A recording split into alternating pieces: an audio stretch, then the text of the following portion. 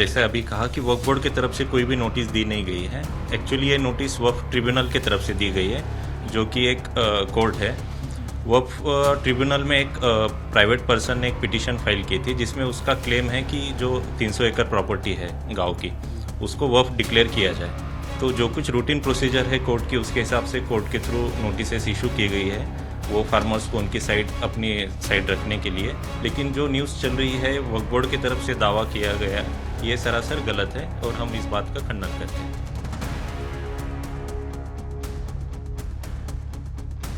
महाराष्ट्र के लातूर में 103 किसानों को वक्फ बोर्ड की तरफ से नोटिस दिया गया है, ऐसी खबरें आ रही हैं। इसमें सच्चाई क्या है, इस बारे में हमारे साथ बात करने के लिए महाराष्ट्र स्टेट वक्फ बोर्ड के सीईओ जुनैद सैयद साहब हैं, उनसे बात करते हैं। सर, ये जो नोटिस देने की बात है, ये कितना सच है और ये क्या है पूरा मामला, जरा बताइए। जी, ये जो कुछ भी न्यूज़ चल रही है बीते 2 दिनों से, ये बिल्कुल गलत है। महाराष्ट्र वक्फ बोर्ड की तरफ से ऐसी कोई भी नोटिस किसी भी फार्मर्स को दी नहीं गई है। लेकिन सर, वो जो पेपर आ रहे हैं व्हाट्सएप ग्रुप्स में आ रहे हैं, हमें भी मिले हैं, बताया जा रहा है कि वही नोटिस है जो किसानों को दिया हुआ है। वो कैमरे पे दिखा भी रहे हैं कि ये नोटिस उन्हें वक्फ बोर्ड की तरफ से दिया गया है। उसमें कितना सच है? जी, ये मैंने जैसे अभी कहा कि वक्फ बोर्ड की तरफ से कोई भी नोटिस दी नहीं गई है। एक्चुअली ये नोटिस वक्फ ट्रिब्यूनल की तरफ से दी गई है, जो कि एक कोर्ट है। वक्फ ट्रिब्यूनल में एक प्राइवेट पर्सन ने एक पिटीशन फाइल की थी, जिसमें उसका क्लेम है कि जो 300 एकड़ प्रॉपर्टी है गांव की, उसको वक्फ डिक्लेयर किया जाए। तो जो कुछ रूटीन प्रोसीजर है कोर्ट की, उसके हिसाब से कोर्ट के थ्रू नोटिस इशू की गई है वो फार्मर्स को उनकी साइड अपनी साइड रखने के लिए। तो जो कुछ जुडिशियल प्रोसीजर है उसमें ट्रिब्यूनल अपना डिसीजन ले लेगा। लेकिन जो न्यूज़ चल रही है वक्फ बोर्ड की तरफ से दावा किया गया, ये सरासर गलत है और हम इस बात का खंडन करते हैं। लेकिन सर, मतलब आपका कहना है कि किसी शख्स ने अपनी खुद की वो प्रॉपर्टी बताई हो 300 एकड़, जो उनके परिवार वालों ने वक्फ की थी, उसको लेकर वो थर्ड पार्टी ने अपील डाली है ट्रिब्यूनल में। जी, बिल्कुल सही है। जी, तो अभी ये जो जांच है, ये भी पता चला है कि जुलाई का ये मामला है जो ट्राइब्यूनल में चल रहा है, ये कहां तक पहुंचा है और इसका क्या अपडेट आपके पास है? नहीं, जहां तक हमारी जानकारी ये प्रिलिमिनरी स्टेज पर ही है और ट्रिब्यूनल ने बस उनको नोटिस भेजा है अपनी राय रखने के लिए, अपनी साइड रखने के लिए।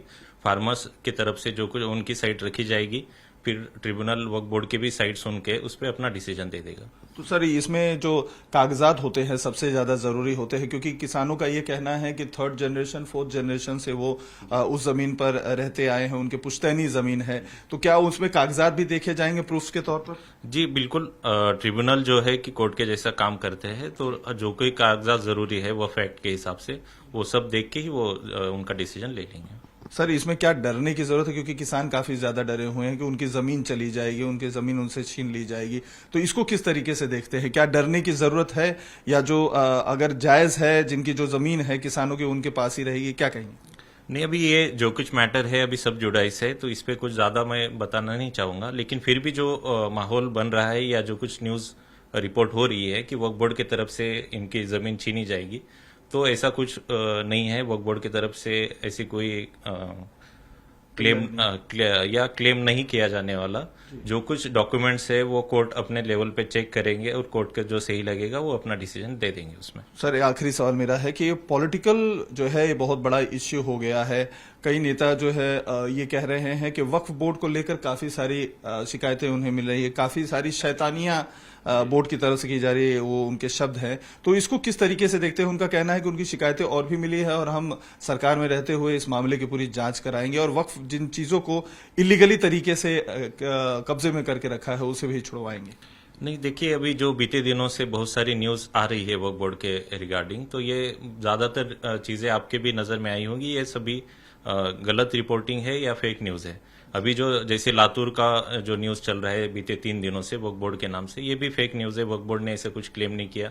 या पीछे और 15 से 20 दिन पहले मुंबई की बहुत सारी प्रॉपर्टी वक्फ बोर्ड ने क्लेम की, ऐसी भी न्यूज चली थी। हाँ, मुंबई की मीनारा मस्जिद। तो ये नहीं, मीनारा मस्जिद के अलावा कुछ ताज होटल की और कोई प्रॉपर्टीज थी, ये वक्फ बोर्ड ने क्लेम की है, इस बारे में न्यूज चली थी। तो ये बिल्कुल गलत है।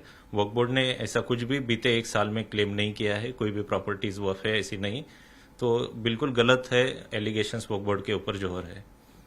तो ये थे जुनेद सैयद साहब, जिनका साफ तौर पर कहना है कि ये जो पूरा मामला है किसी एक थर्ड पार्टी के अपील जो ट्राइब्यूनल में डाली गई है वक्फ के, उसमें के जरिए ये नोटिस दिया गया है। और किसानों के साथ साथ जिसने ये अपील डाली है, दोनों पक्षों को सुना जाएगा, उसके बाद फैसला आएगा, क्योंकि सब जुडिस मामला है। लेकिन किसानों को डरने की जरूरत नहीं है और इसमें वक्फ बोर्ड का कुछ लेना देना नहीं है। वीडियो जर्नलिस्ट भवन बिष्ट के साथ अतुल सिंह, टाइम्स नाउ नवभारत, मुंबई।